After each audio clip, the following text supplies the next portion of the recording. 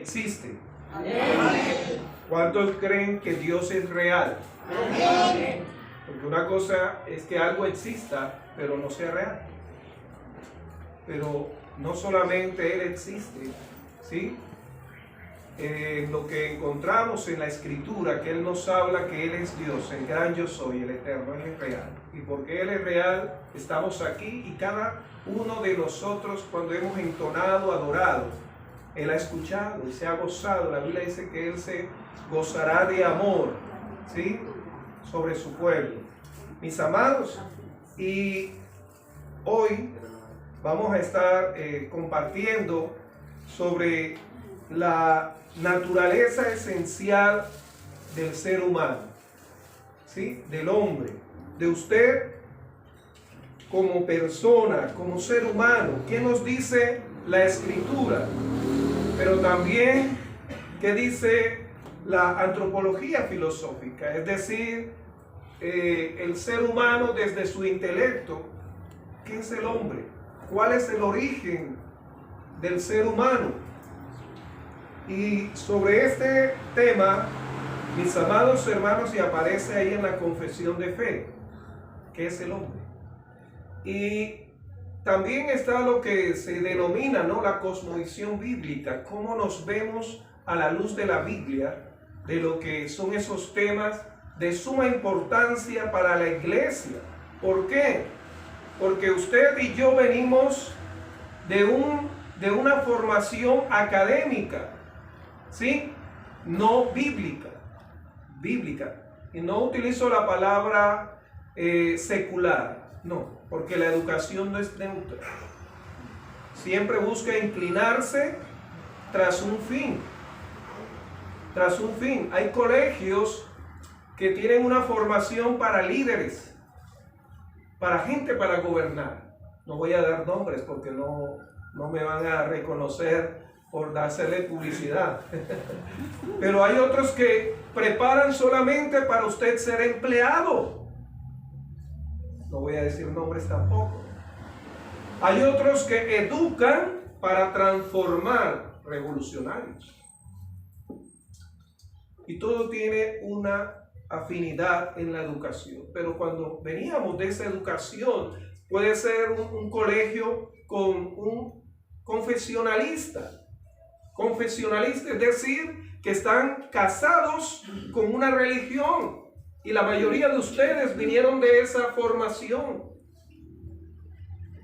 Y los que no habíamos nacido en esa religión, no podíamos ser matriculados porque no tenemos el acta de bautismo. Y todos los días tenían ustedes que hacer esto y aquello y decir cómo había sido ese domingo, y todo eso. Pero también de un colegio con una confesión que es la que tenemos acá, ¿sí? Y somos el resultado de esas doctrinas, de esas enseñanzas. Pero, ¿qué dice la Biblia? ¿Qué dice entonces la antropología filosófica, que la vamos a tomar de manera general? ¿Y qué dice la antropología bíblica teológica? Mire que dije bíblica primeramente. No, usted no puede casarse con la teología, porque la teología es un razonamiento humano basado en la Escritura. Pero la Biblia es palabra ¿de quién? De Dios. De Dios. Tiene que ser usted bibliocéntrico, ¿sí? Por eso tenemos que tocar esos dos aspectos. Entonces, mis amados, cuando hablamos de la naturaleza esencial del hombre o de la humanidad, ¿y por qué humanidad? Porque cuando utilizamos la palabra hombre, muchas veces las mujeres miran al varón y dicen, eso solamente es para ti, hombre. No, ahí la palabra hombre viene de la palabra griega antropos, y hace referencia al ser humano, pero también hace referencia a la primera pareja. ¿Quién conformó esa primera pareja? Dios. ¿Y cómo se llamaba esa primera pareja? ¿Sí? ¿Sí? ¿Sí se han escuchado? ¿Cómo se llamaban? Adán y Eva. Adán y Eva. Pues, hermanos, vamos a Génesis. Génesis, capítulo 5. Sí, la Biblia lo describe así, pero hablo de cómo los llamó Dios. Génesis, capítulo 5. Génesis, capítulo 5. Permítame. En Génesis, capítulo 5, nos dice, y téngalo en cuenta, dice así la maravillosa palabra de Dios, capítulo 5 de Génesis, la descendencia de ¿quién? De Adán. Pero ¿a quién Adán se refiere? Dice, el versículo 1, ese es el libro de las generaciones de ¿quién? De Adán. El día en que creó Dios al hombre, ahí se refiere a ambos. A semejanza de Dios los hizo. Varón y ¿qué? No hay tercer género. ¿Sí? No hay tercer sexo. Los creó y los bendijo. Y llamó el nombre de ¿quiénes? De ellos. ¿Cómo los llamó? Adán. Adán. Adán. El nombre de Eva se lo colocó Adán a la mujer. Y ahí habla de especie, de género humano. Adán. Claro, Adán es el nombre en el cual Dios le consideró al varón, pero también a la mujer. Ahí dice. Dios hablando de que no hay un tercera creación ni tampoco hay un tercer género. Y genéticamente en el ADN hay 2 cromosomas solamente. No hay uno. ¿Sí? Ahora, ¿por qué se da lo otro? Bueno, eso es lo que vamos a también aclarar. Vamos rapidito porque no quiero ampliarme. Entonces, mis amados, ese ser humano la Biblia le llama Adán. Dios le llama Adán. Ser humano. Ser humano. Y luego nos dice todo el capítulo 5 que cómo se dio la población que era endogámica, es decir, se casaban entre ellos, lo que se llama consanguíneos, de la misma sangre.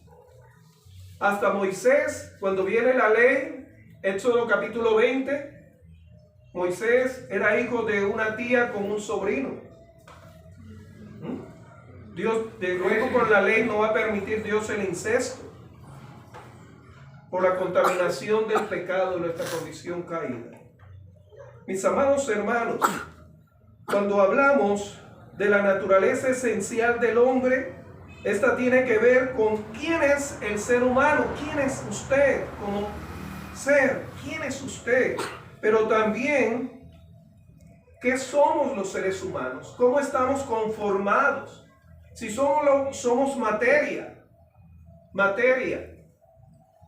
si solo somos una idea, porque algunos creen que esto solamente es como un sueño, una ilusión. ¿Qué somos? ¿Y quiénes somos? ¿Quién soy yo? Y esa es la pregunta que hace la antropología. Y especula y dice cuántas barbaridades humanísticas puede dar. ¿Qué es el hombre? Y cada día le agrega a esa respuesta desacertada. Y la respuesta la tenemos en la Escritura.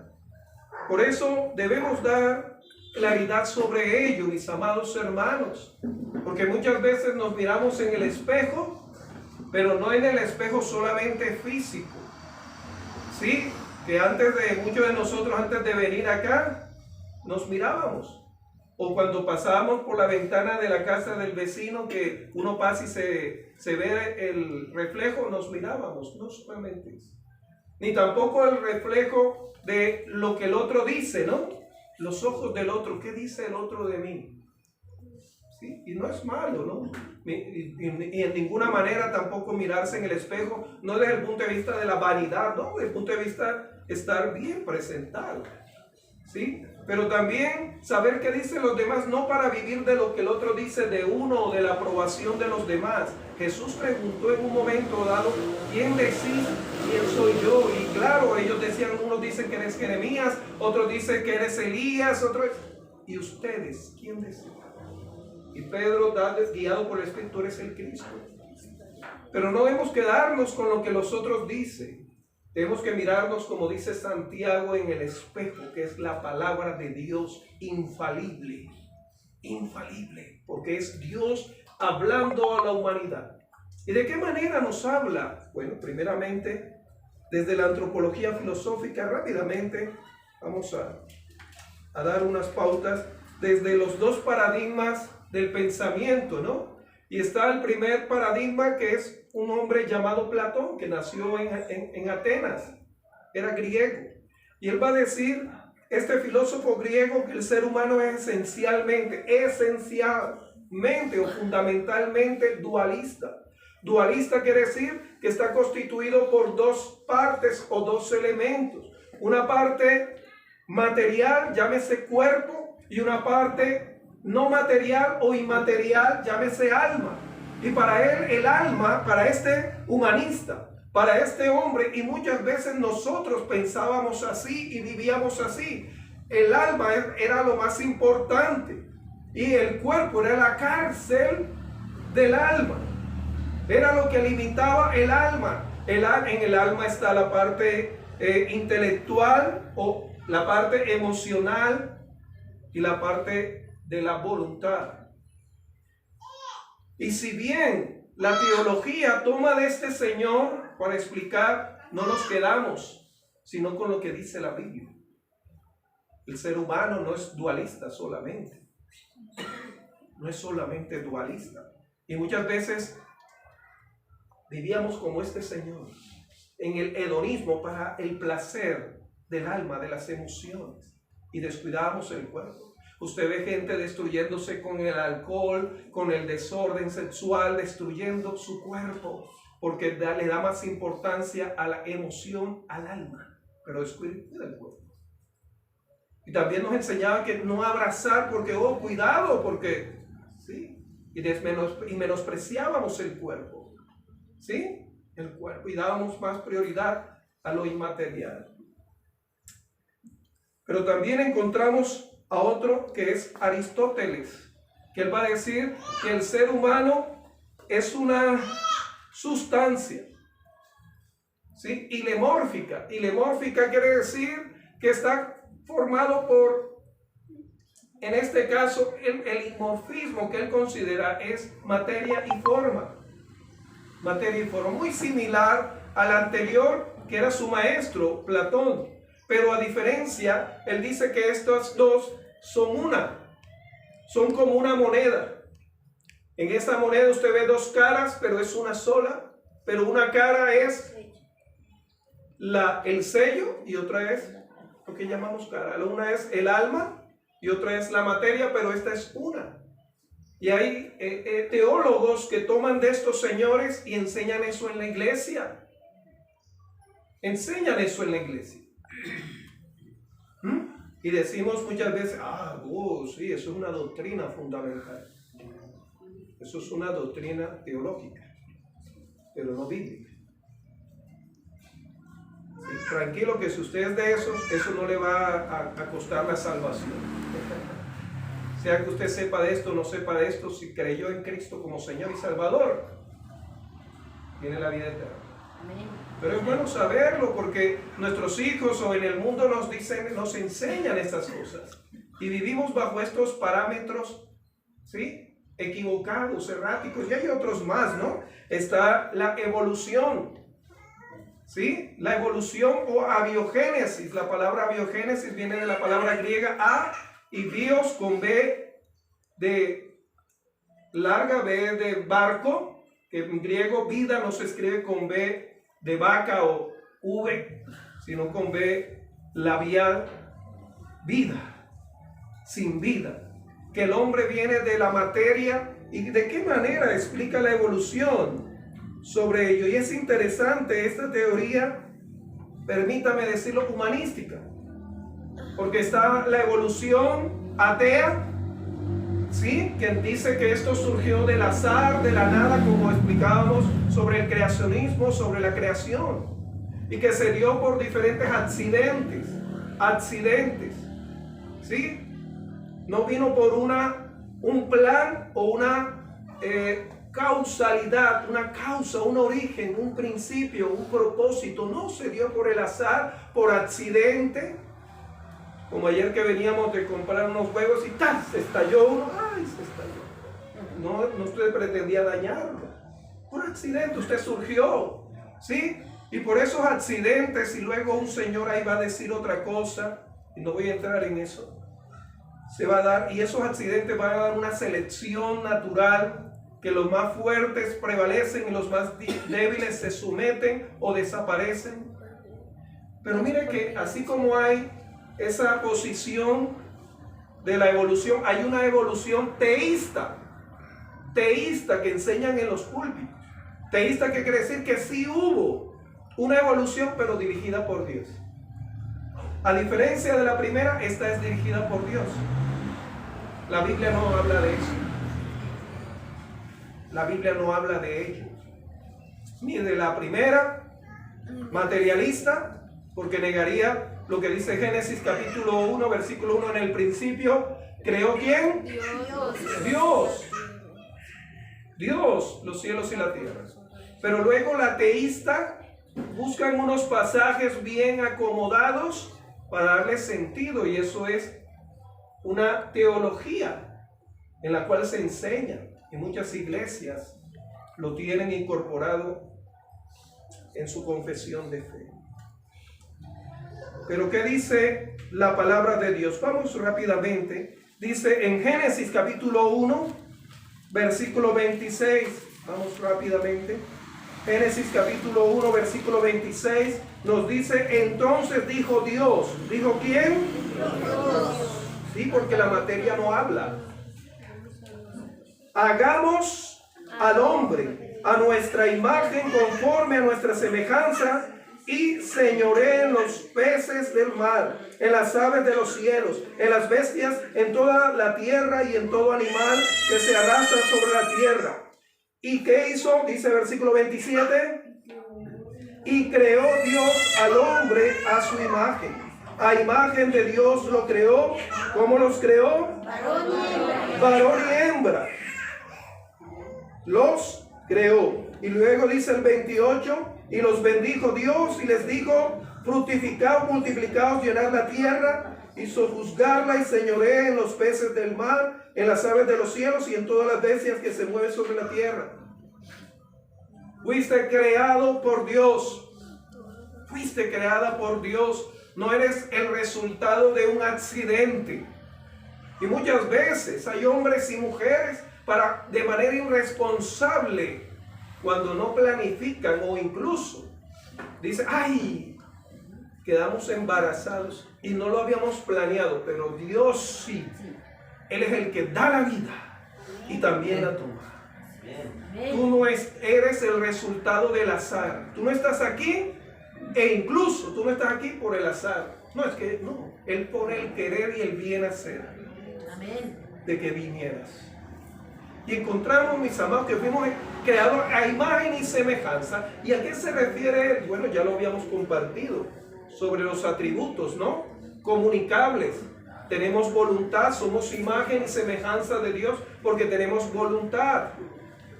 Pastor, arriba dice sobre los animales voladores, ellos no tienen voluntad, ellos actúan por estímulo y respuesta.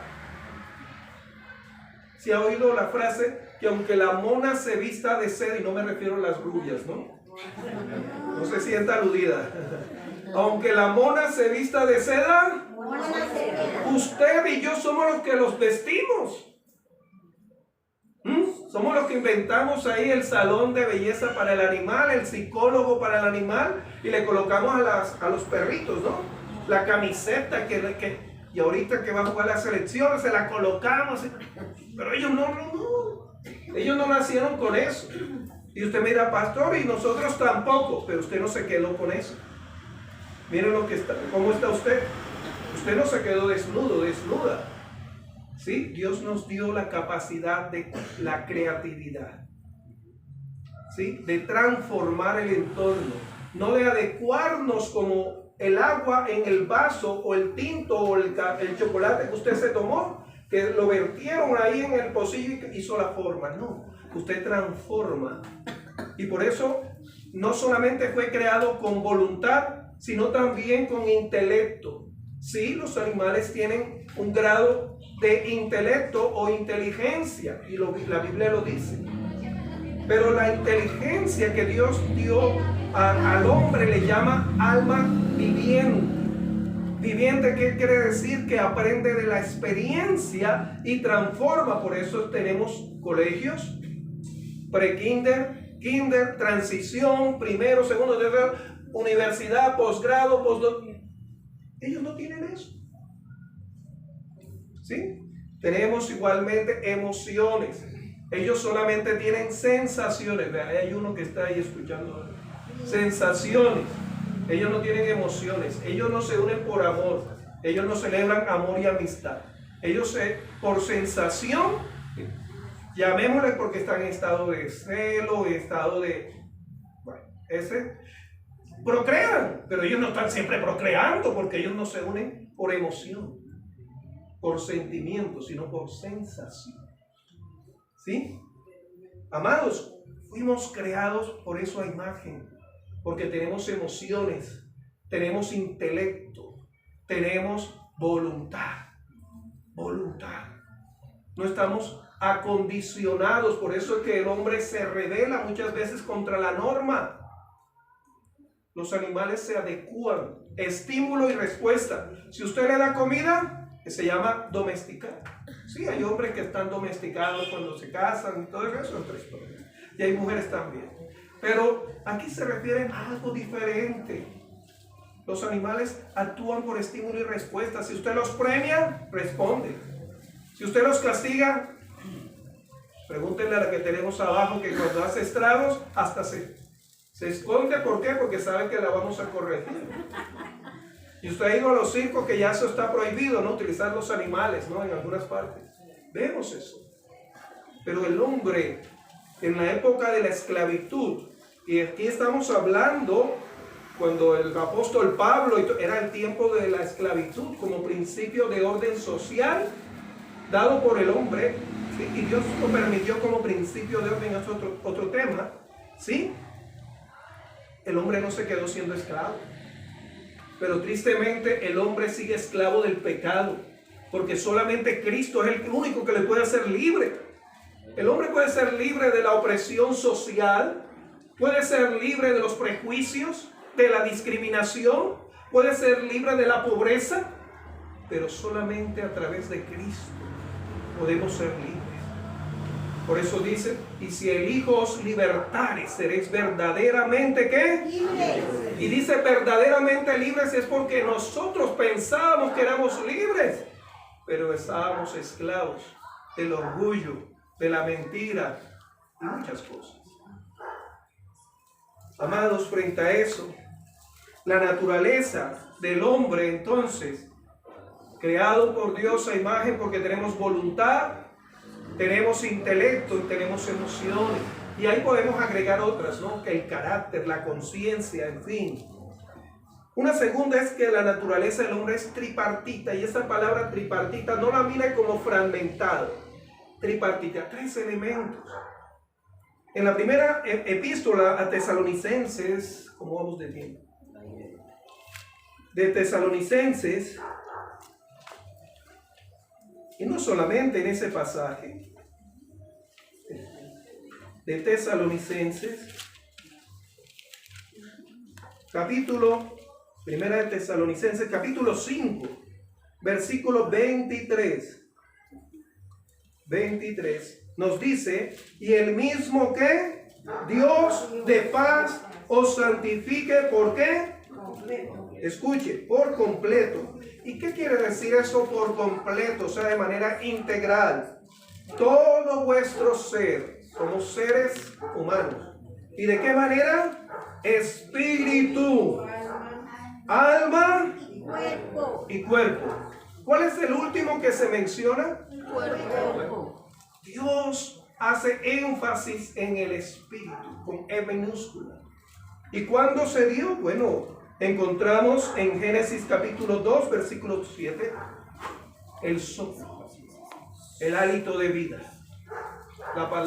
Hálito de vida. Y empieza con E, porque el espíritu dado por Dios al ser humano es aquel el cual es un nivel superior, en el cual nos hace entender que hay una divinidad, que hay un ser poderoso, maravilloso, creador. Pero cuando estamos sin el Señor está cautivo, entenebrecido, nos dice la Escritura. En Isaías capítulo 42, versículo 5, hace esa distinción del alma y el espíritu, con E pequeña. El espíritu. En algunas partes de la Biblia vamos a encontrar que tenemos que ir al original y lo que dice el texto y el contexto para diferenciar. Espíritu. Espíritu. Y cuando usted vaya a iniciar algo, debe iniciarlo a través del espíritu. Vamos a Romanos capítulo 8, versículo 16. Romanos capítulo 8, versículo 16. Un pasaje maravilloso. Maravilloso. Romanos capítulo 8, y si usted tiene ahí donde anotar, anótelo. Romanos capítulo 8, versículo 16 dice: el Espíritu de Dios, no espíritu con E mayúscula, el Espíritu de Dios, el Espíritu Santo, mismo da testimonio ¿a quién? De que usted y yo somos, ¿qué? Hijos de Dios. Hijos de Dios. Esa es la seguridad que usted debe tener. Cuando el Espíritu Santo que mora en usted, usted es renacido, una hija, un hijo de Dios. No que pertenece a una denominación X, no. Es hijo de Dios. Hijo de Dios. Por eso empieza con el Espíritu. Tener primeramente esa relación con Dios. Y cuando vayamos a iniciar una relación afectiva, no hagamos como el mundo sin Cristo, que empieza con el último. No quiero ser fuerte porque eso me corresponde con las parejas. El último es el cuerpo, que empezamos primeramente teniendo relaciones. Y la Biblia dice que primero es el espíritu.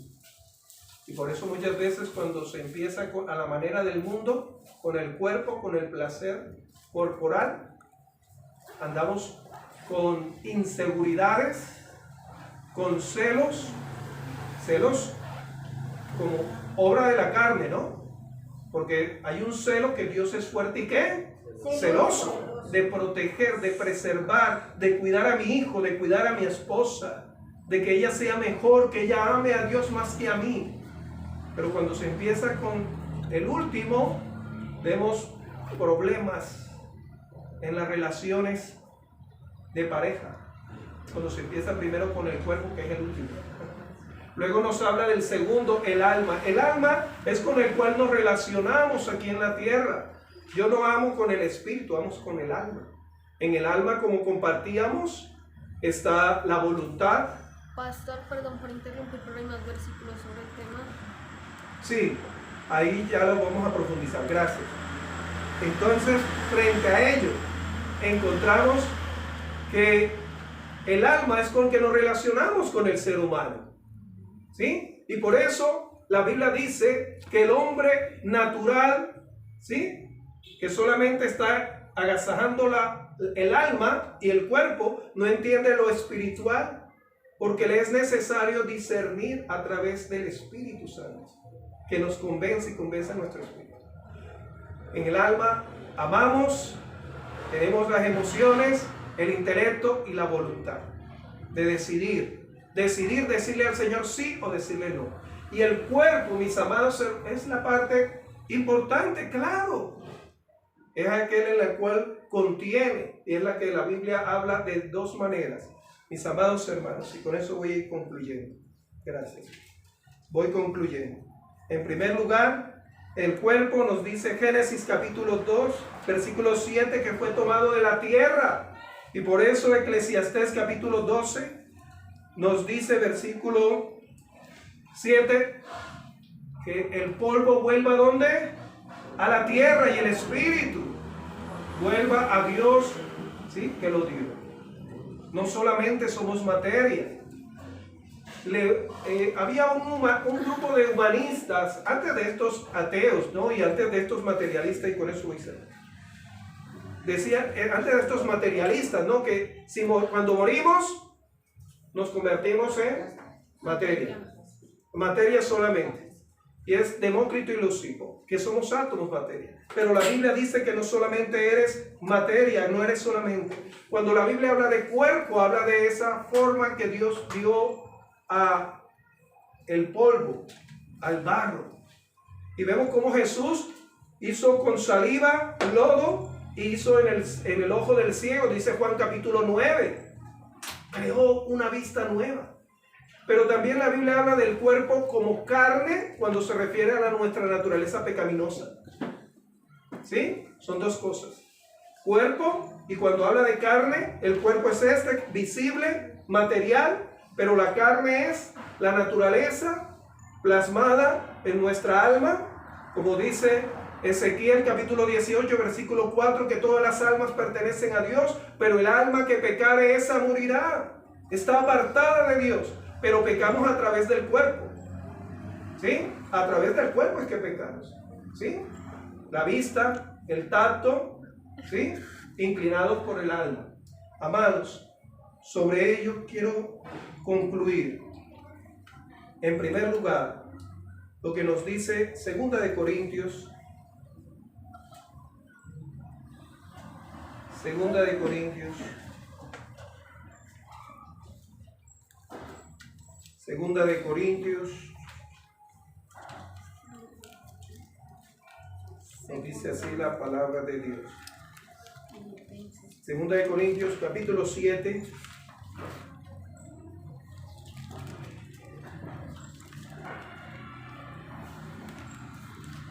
Permítame leer para ustedes, ya les digo el versículo.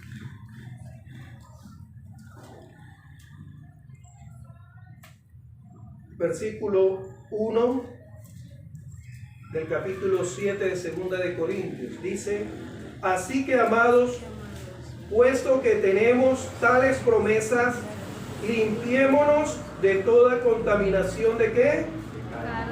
Y de espíritu, con E pequeña, perfeccionando la santidad en el temor de Dios. En el temor de Dios. En el temor de Dios, mis amados hermanos. ¿Cuáles son esas promesas que tenemos? Uno, que somos salvos por gracia.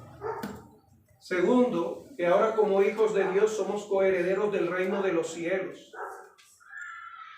Y muchas promesas que encontramos de sanidad. Si usted está enfermo, crea que Dios le sana en este momento. De que Dios provee y suple, mis amados hermanos. Pero también nos dice que debemos contaminarnos, limpiarnos de esa contaminación de la carne, ¿sí? Que va en contra, como dice Gálatas capítulo 5, ¿sí? Con los deseos del Espíritu, del fruto del Espíritu y del Espíritu, tener esa relación con Dios. Que Dios nos ayude, ¿sí? Porque cuando nacimos somos creación, pero a través de Cristo somos una nueva creación. Por eso Jesús le dijo a Nicodemo, tú sabes mucho de la ley, pero te es necesario nacer de nuevo. Nacer. Y sabemos lo que dice Pablo, que tenemos una ciudadanía ¿dónde? En los cielos. Amén. Póngase de pie. Amado Dios, gracias. Gracias, Señor, porque no surgimos de la nada, ni del azar, ni de la materia, e incluso no nacimos por nosotros mismos ni por nuestros padres, sino que tú como creador nos hiciste, no solamente como seres con Dios, con instintos, sino con emociones, intelectos y voluntad. No somos juguetes, Señor, de las circunstancias. Tú nos diste voluntad para convencernos que somos pecadores, pero ahora somos pecadores arrepentidos y convertidos en hijos tuyos. Gracias por estos hermanos. Que tu bendición siempre les alcance y ellos se dejan alcanzar por ella. En Cristo Jesús. Amén.